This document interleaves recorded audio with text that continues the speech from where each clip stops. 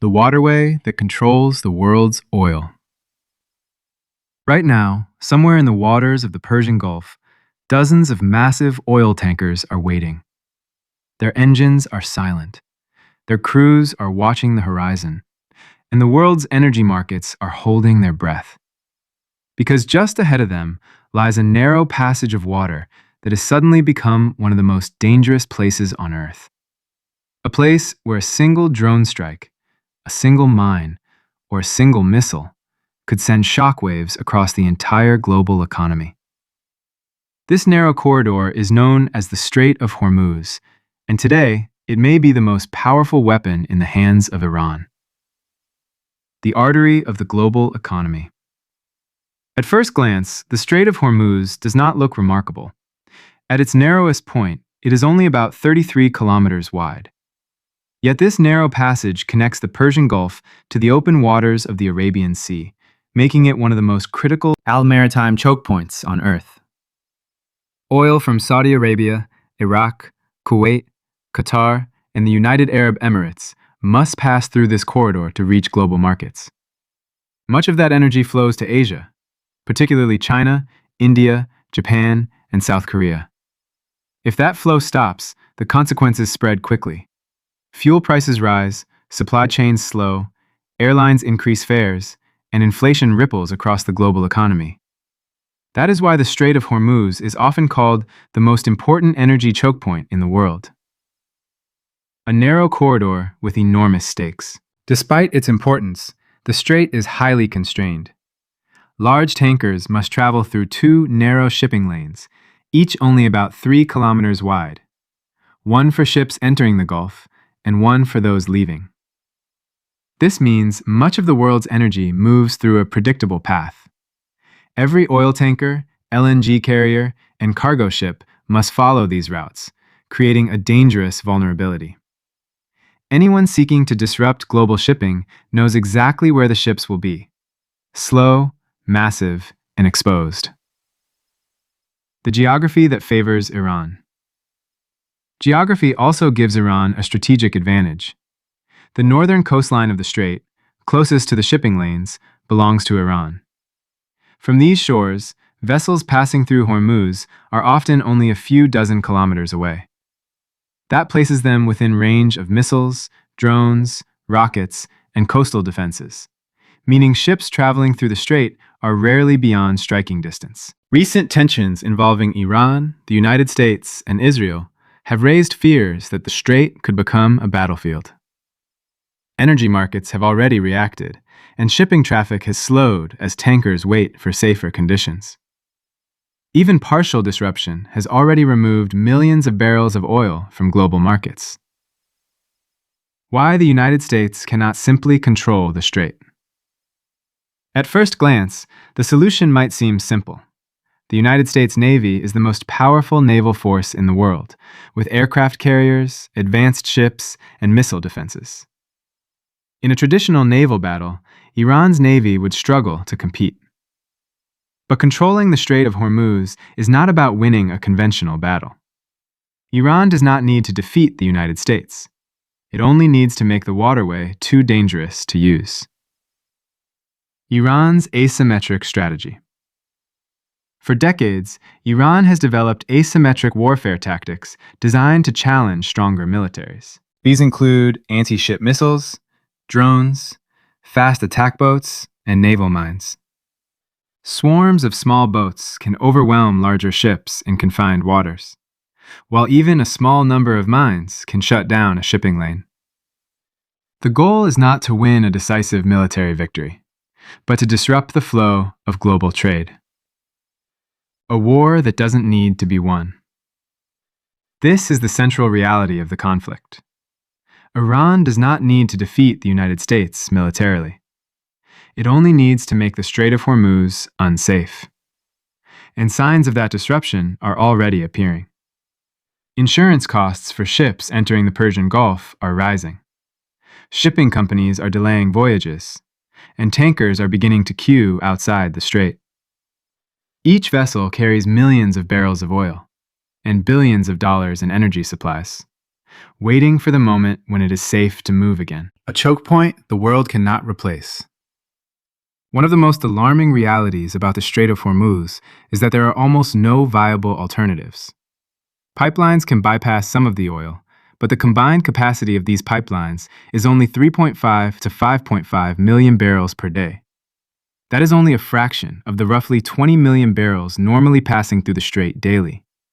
In other words, most of the world's energy shipments from the Persian Gulf have no other way out. If Hormuz stops, global supply cannot easily adjust. And that makes this narrow waterway one of the most powerful pressure points in geopolitics. The real weapon. This is why military analysts often say that the most powerful weapon in Iran's arsenal may not be its missiles, or its navy, or even its drones. It may simply be geography. Because controlling the Strait of Hormuz does not require dominating it. It only requires making it too dangerous for anyone else to use. And that is exactly the strategy Iran appears ready to employ. The Hormuz Kill Zone. In theory, reopening the Strait of Hormuz should be a simple military operation. The United States Navy is the most powerful naval force in human history. It operates aircraft carriers larger than entire cities. Its destroyers carry advanced radar systems capable of tracking hundreds of incoming threats at once. Its submarines can strike targets thousands of kilometers away without ever being detected. Against that level of power, the conventional navy of Iran would struggle to survive in open combat. But that's exactly the point. Iran is not trying to fight a conventional naval war.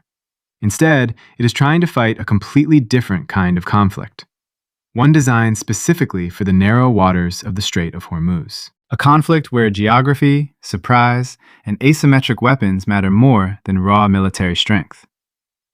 And this is where the concept of the Hormuz kill zone begins to emerge. The geography of a kill zone.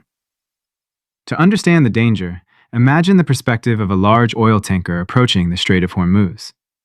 These vessels are some of the largest ships on Earth. Many stretch more than 300 meters in length.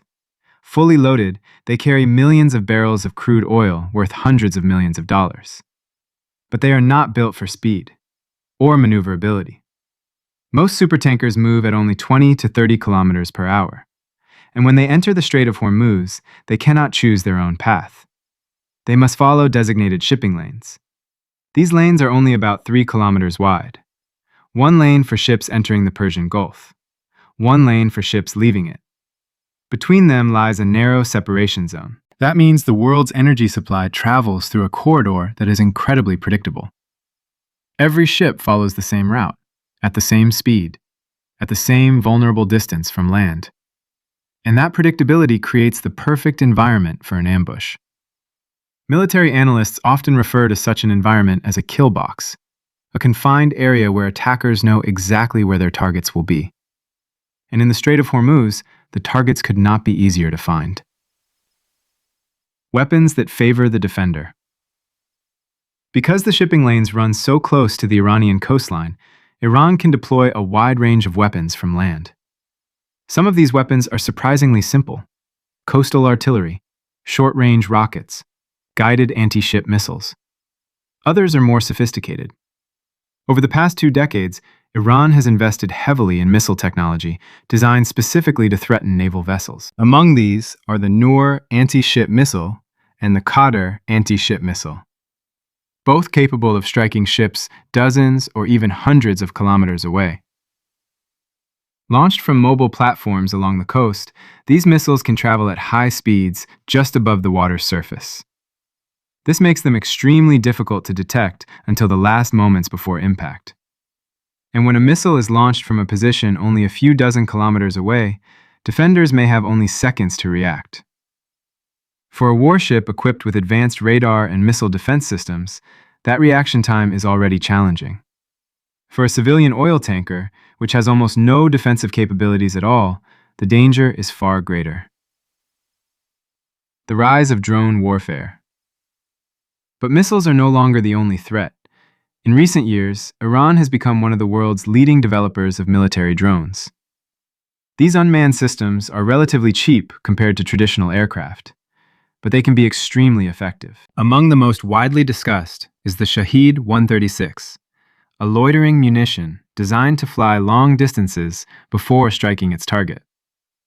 Unlike traditional missiles, these drones can linger in the air, searching for targets before diving down with an explosive payload. They are also difficult to detect and intercept, especially when launched in large numbers. And that is precisely how Iran plans to use them. Military experts believe that, in the event of a major confrontation, Iran could launch waves of drones simultaneously.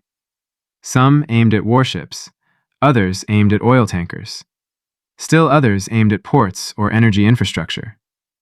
Even if most of these drones were intercepted, a few successful strikes could still have enormous consequences. Because in a place as sensitive as the Strait of Hormuz, even a single damaged tanker could shut down shipping lanes for days. The threat beneath the water. Yet perhaps the most dangerous threat in the strait lies below the surface. Naval mines. These weapons are deceptively simple. Some are anchored to the seabed and float just below the surface. Others drift freely with the current. Some detonate on contact. Others explode when they detect the magnetic signature of a passing ship. Compared with missiles or drones, mines are remarkably cheap, but their strategic impact can be enormous. If just a handful of mines are deployed in a shipping lane, commercial traffic may stop almost immediately. Not because every ship will hit a mine, but because no shipping company wants to take the risk. Clearing mines from a busy waterway is slow and dangerous work. Specialized ships must sweep the area carefully, scanning for explosives. And until that process is complete, the waterway may remain closed. In fact, during the Iran-Iraq War in the 1980s, naval mines in the Persian Gulf damaged several ships and forced major military responses from the United States. The lesson from that conflict was clear. You don't need hundreds of mines to disrupt global shipping. Just a few can create enough uncertainty to bring traffic to a halt. The swarm strategy. Iran's strategy does not rely on a single type of weapon. Instead, it focuses on overwhelming an opponent with multiple threats at once. Missiles from the coast, drones from inland launch sites, fast attack boats approaching from the water, and mines hidden beneath the surface. These attacks could happen simultaneously. For example, imagine a convoy of oil tankers attempting to pass through the Strait of Hormuz. A swarm of small boats suddenly appears on radar. At the same moment, drones approach from multiple directions. Then, a coastal missile battery fires several anti-ship missiles. And somewhere in the shipping lane, a naval mine detonates beneath a passing vessel. Even if American warships manage to intercept most of these threats, the situation could quickly become chaotic. And chaos is exactly what Iran wants. Because the goal is not necessarily to sink large numbers of ships. The goal is to create enough uncertainty that shipping companies decide it is simply not worth the risk. The insurance problem. And this is where the economic dimension of the conflict becomes critical. Most people assume that the biggest barrier to shipping through the Strait of Hormuz would be missiles or mines. But in reality, the biggest obstacle may be something far less dramatic: insurance. Every commercial ship operating in international waters carries insurance coverage. This coverage protects ship owners against the enormous financial risks associated with accidents, piracy, or war. But insurance companies constantly reassess risk levels, and when a region becomes too dangerous, they can raise premiums dramatically, or withdraw coverage entirely. In the case of the Strait of Hormuz, war risk insurance premiums have already surged during periods of tension. In some cases, insurers have refused to cover ships entering the region at all. And without insurance, most shipping companies simply cannot operate. Even if the physical danger is relatively low, even if the U.S. Navy escorts tankers through the strait, without insurance coverage, those ships may still refuse to sail. Which means Iran does not need to destroy ships to disrupt global trade. It only needs to convince insurers that the risk is too high. A war of cost asymmetry. This strategy highlights another critical factor in the conflict: cost asymmetry. In simple terms, this means that one side can impose enormous costs on its opponent using relatively cheap weapons.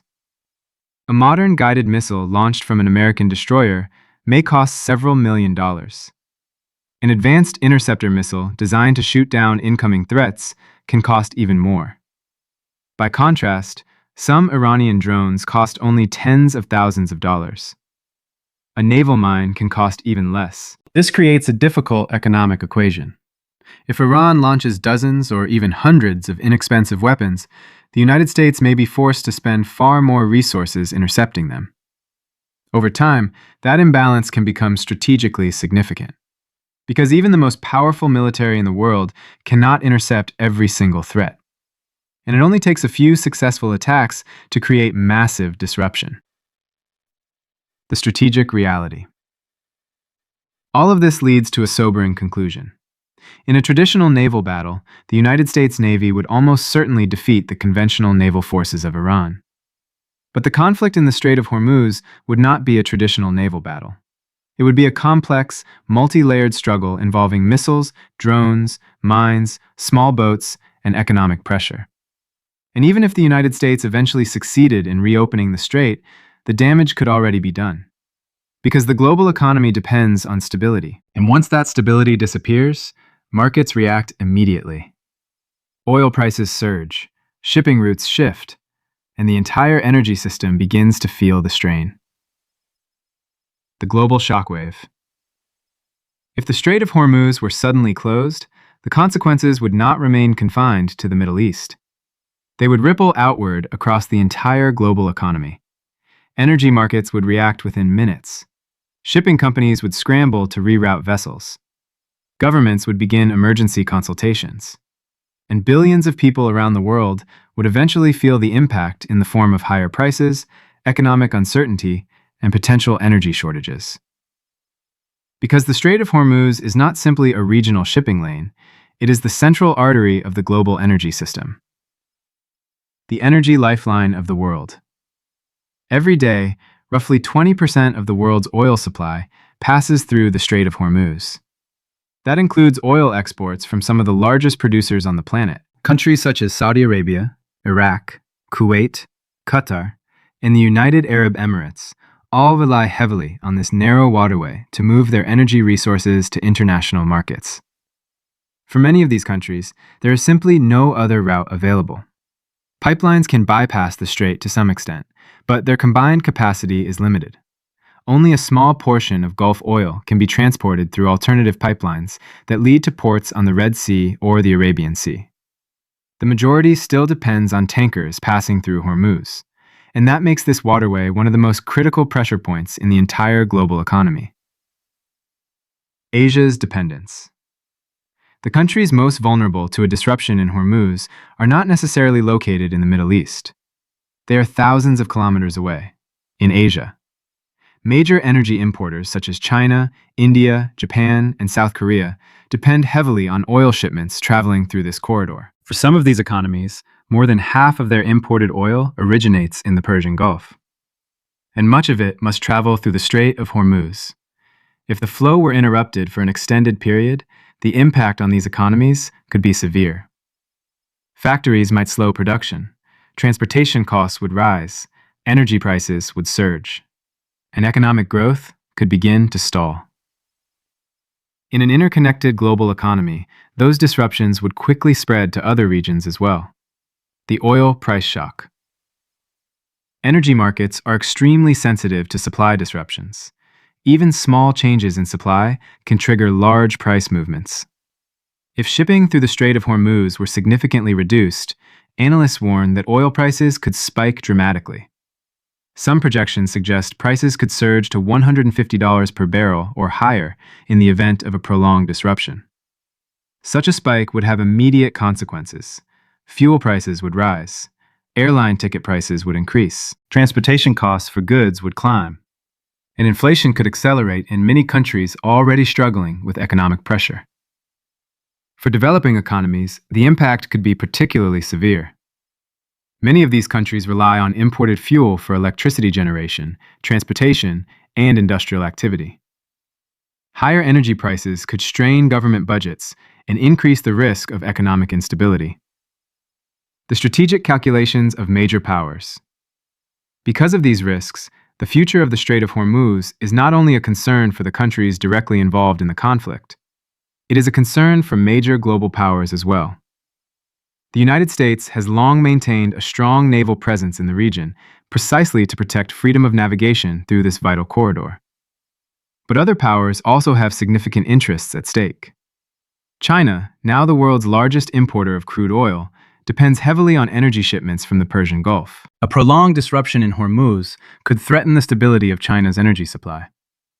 India faces similar vulnerabilities. As one of the fastest-growing energy consumers in the world, India relies heavily on Gulf oil transported through the strait. Even European Union countries would feel the consequences through rising global energy prices and disrupted supply chains. In other words, a crisis in the Strait of Hormuz would quickly become a global crisis. The limits of military solutions. Faced with such stakes, it might seem logical that the world's most powerful militaries could simply guarantee safe passage through the strait.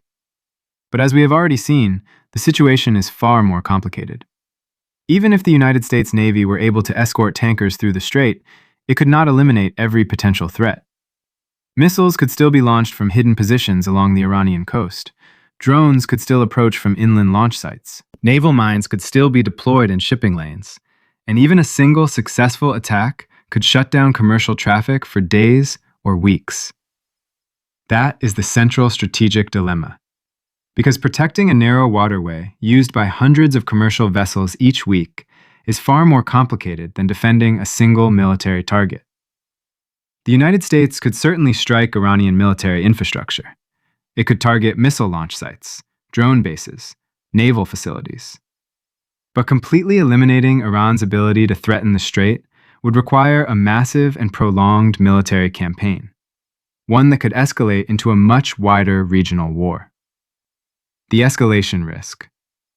If such a conflict would escalate further, the consequences could extend well beyond the waters of Hormuz. Iran possesses missile capabilities capable of striking targets across the Middle East. U.S. military bases in the region could become targets. Energy infrastructure in neighboring countries could be threatened. Shipping routes throughout the Persian Gulf could become increasingly dangerous. And regional powers might find themselves drawn deeper into the confrontation. At that point, the crisis would no longer be limited to a single maritime chokepoint. It would become a broader geopolitical conflict with global repercussions. A weapon hidden in geography. Yet, despite all the military technology involved, missiles, drones, naval fleets, the most powerful factor in this entire situation may be something much simpler: geography. The Strait of Hormuz is narrow, constrained, and extremely difficult to secure completely. That means the defender, the country controlling the nearby coastline, possesses a natural advantage. For Iran, this advantage has shaped decades of military planning. Rather than attempting to compete with the naval power of the United States, Iran has focused on developing strategies that exploit the geography of the strait: cheap drones, mobile missile launchers, naval mines, swarm boats. Individually, these tools may seem limited, but combined with the geography of Hormuz, they create a powerful deterrent. Because they do not need to defeat the United States Navy, they only need to create enough uncertainty that commercial shipping becomes too risky. The fragility of global trade. Modern global trade depends on a few critical choke points: the Suez Canal, Panama Canal, Strait of Malacca, and the Strait of Hormuz. These narrow routes carry enormous volumes of global commerce, yet they remain highly vulnerable to disruption from accidents, natural disasters, or geopolitical conflict. When any of them is threatened, the entire global trade system feels the impact. That is why the Strait of Hormuz is so important. The key question remains: why can't the United States simply take control of it? The answer is not about naval strength or aircraft carriers. Control of the strait depends on whether ships can safely pass through it. In a narrow waterway surrounded by hostile territory, even a powerful navy cannot guarantee that safety.